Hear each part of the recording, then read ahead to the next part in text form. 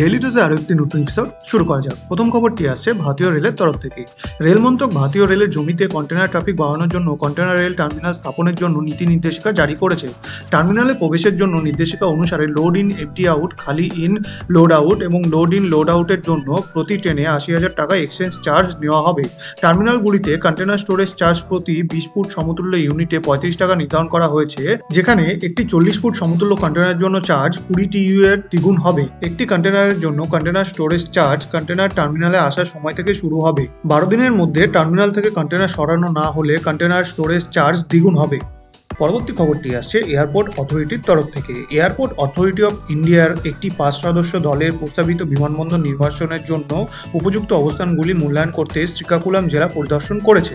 বিমানবন্দরের উদ্যোগটি প্রাথমিকভাবে মুখ্যমন্ত্রী চন্দ্রবাবু নাইডু তার সাম্প্রতিক জেলা সফরের সময় প্রস্তাব করেছিলেন।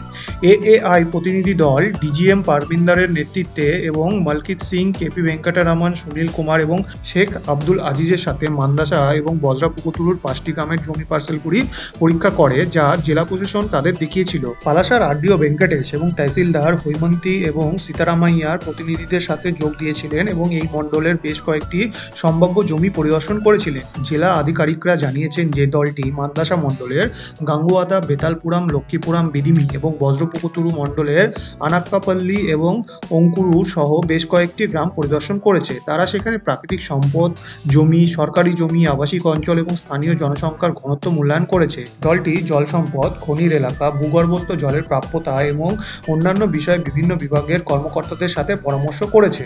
আজকের শেষ খবরটি আসছে কেরালা থেকে। পেরুরকাদা ফ্লাইওভার প্রকল্পের জন্য জমি অধিগ্রহণ সম্পূর্ণ হয়েছে এবং জেলা প্রশাসনের রাজস্ব শাখা জমির মালিকদের উচ্ছেদের জন্য নোটিশ দিয়েছে। কেরালার roads and bridge development corporation প্রকল্পের বাস্তবায়নকারী সংস্থা ২ সপ্তাহের মধ্যে ভবনগুলি ভেঙে ফেলার জন্য প্রস্তুতি নিচ্ছে। পাশাপাশি দরপত্র আমন্ত্রণ জানাতে প্রস্তুত, যা আগামী বছরের জানুয়ারিতে নির্মাণের দরপত্র প্রত্যাশিত। প্রকল্পের তত্ত্বাবধানে থাকা বিধায়ক বি.কে. প্রশান্তের মতে প্রকল্পের জন্য প্রয়োজনীয় সমস্ত জমি অধিগ্রহণ করা হয়েছে এবং অধিগ্রহণ করা ভবনগুলি শীঘ্রই ভেঙে ফেলা শুরু হবে। তিনি বলেন, ২ সপ্তাহের মধ্যে ভাঙার দরপত্র আহ্বান করা হবে। ভাঙার কাজ শেষ হতে ১ মাস সময় লাগবে।